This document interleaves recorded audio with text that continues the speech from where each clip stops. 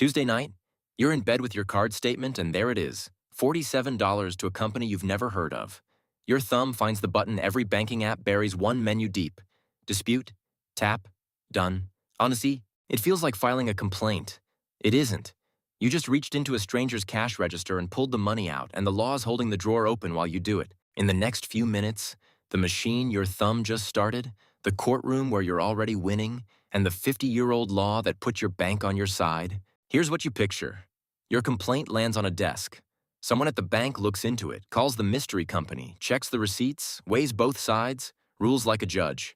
Days of careful back and forth before anyone touches a dollar. Now watch the real order of events.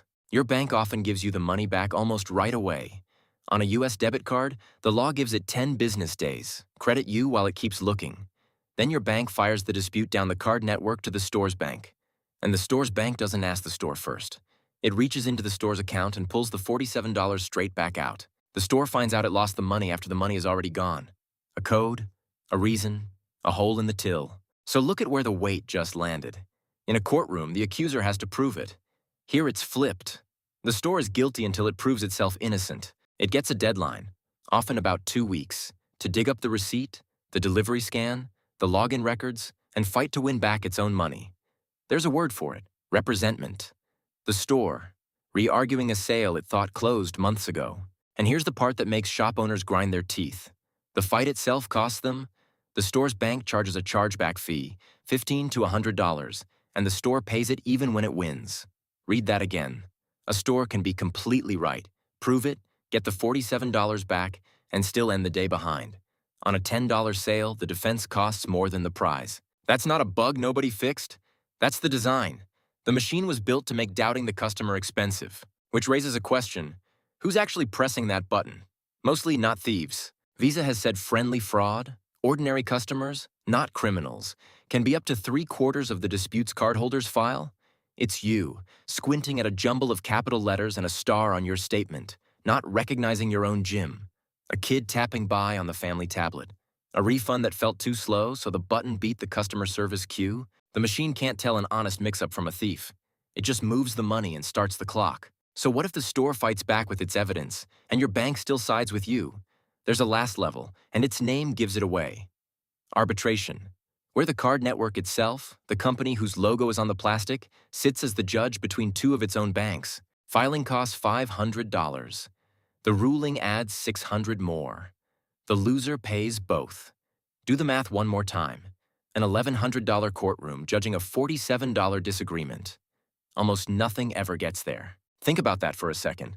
The network wrote the rules, runs the police, and hands down the verdict. A whole legal system, privately owned, so the stores adapt the only way they can. By changing how they sell to you, that signature required sticker on your package? Armor. A delivery scan is the evidence that wins a never-arrived dispute. The confirmation emails, the photo the courier snaps of your box on the step, the weird insistence that you make an account before you buy. A lot of the friction of shopping online is a defense exhibit, built in advance for a trial they hope never comes. You've been living inside their evidence folder for years. Why is it rigged this way? Go back to 1974. Mail order America, you drop a check in the mailbox and pray the catalog ships.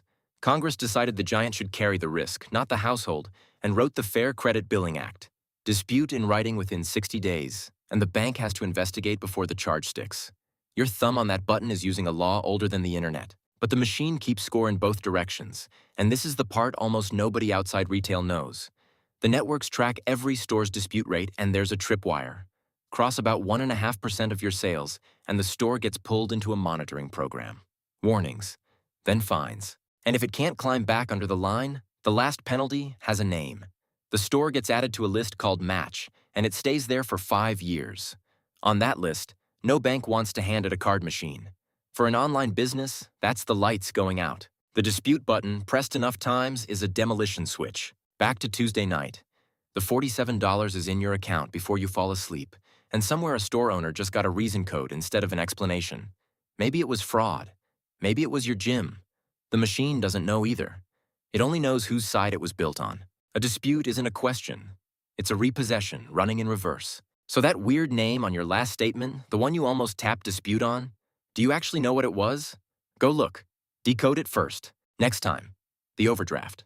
How a $4 coffee becomes a $39 coffee, and why the order your purchases hit your account used to be quietly rearranged. That's next